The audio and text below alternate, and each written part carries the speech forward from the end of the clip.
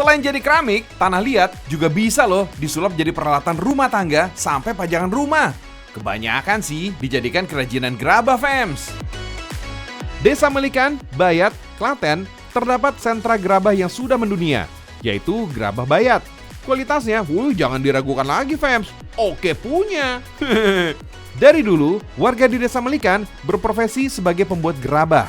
Hampir 90% warganya menggantungkan hidup dari pembuatan gerabah tradisional, fams. Sebelum dibentuk, tanah yang sudah siap diolah harus diinjak-injak agar teksturnya lentur. Cara mengecek tanah yang sudah lentur, ambil sedikit tanahnya, pukul-pukul, lalu digulung seperti ini.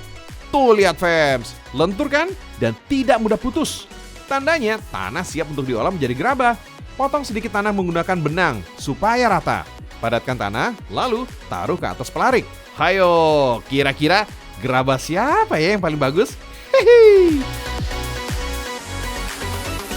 Tinggal dibentuk sesuai keinginan.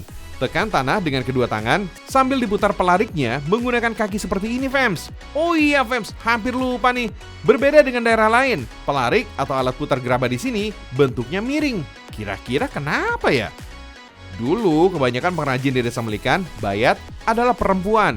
Dan pakaian yang selalu mereka pakai saat beraktivitas adalah kain jarik lengkap dengan kebayanya.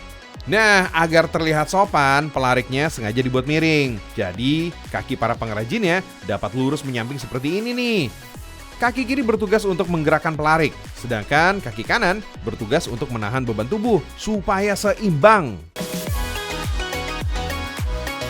Fams, Desa Wisata Melikan memang terkenal dengan kerajinan gerabah. Tapi sayang, pengrajinnya udah semakin berkurang tuh.